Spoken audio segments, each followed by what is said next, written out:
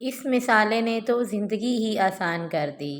اس سے نہ صرف کھانا بنانا آسان ہے بلکہ اس سے کھانے میں ذائقہ بھی بہت زیادہ ہوتا ہے۔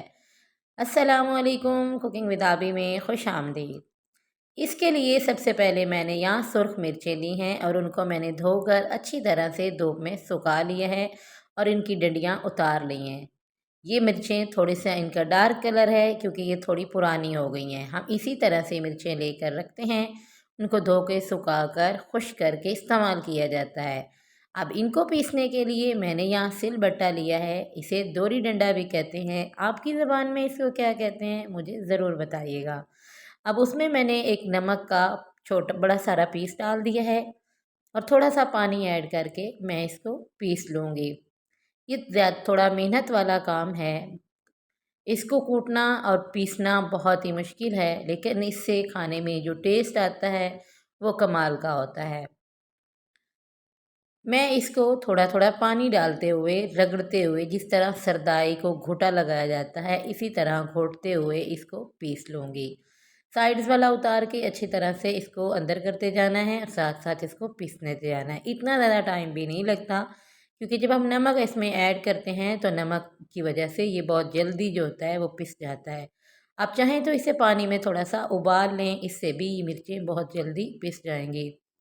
ہم جو بازاری مرچیں استعمال کرتے ہیں اس میں پتہ نہیں کیا کیا ملاوٹ کی ہوئی ہوتی ہے۔ کہا جاتا ہے کہ اینٹوں کا برادہ ڈالا جاتا ہے اور بھی بہت زیادہ اس میں چیزیں ایڈ کی جاتی ہیں۔ ہمارے ملک میں کوئی چیز ہمیں خالص تو ملتی نہیں ہے، تو اس کا بہترین حل یہی ہے کہ آپ خود مرچیں لے آئیں، انہیں دھوئیں، صاف کریں اور پھر ان کو پیسیں۔ اب پسی ہوئی مرچوں سے بہت سی بیماریاں بھی ہوتی ہیں، لیکن یہ مرچیں اگر آپ استعمال کریں گے تو آپ کو کبھی بھی آپ کی فیملی میں سے کسی کو بواسیر نہیں ہوگا، ہارٹ برن، جلن یا معدے کا مسئلہ نہیں ہوگا۔ اب اس میں ایڈ کر رہی ہوں لہسن، 3 سے 4 پوتھی لہسن تھی اور یہاں میں نے ادرک کا ایک پیس اس میں ایڈ کیا ہے اور اس کو بھی میں اس میں پیس لوں گی کیونکہ ہمیں بار بار ادرک اور لہسن پیسنا نہیں پڑے گا، اس کے ساتھ ہی ہم پیس لیں گے اور پیس کر اس کو رکھ دیں گے۔ نہ جلن ہوگی، نہ ہارٹ برن، نہ معدے کا السر ہوگا کیونکہ یہ جو مرچیں ہیں ان کی تاثیر بہت ہی زیادہ ٹھنڈی ہو جاتی ہے۔ اور میں نے تو یہ بھی سنا ہے کہ جو ہم بازار والی مرچیں استعمال کرتے ہیں اس سے شوگر بھی زیادہ ہو رہی ہے۔ یہاں میرے پاس سوکھا دھنیا اور زیرہ ہے، اس میں یہ ایڈ کر دوں گی۔ تقریباً 2 سے 3 ٹیبل سپون میں نے اس میں یہ ایڈ کیا ہے۔ اب اس کو بھی اچھی طرح سے ہم نے پیس لینا ہے۔ جتنا آپ اچھی طرح سے اس کو پیسیں گے اتنا ہی اس کے اندر ٹیسٹ جو ہوگا وہ زیادہ ہوگا اور بہت ہی مزے کا بنے گا۔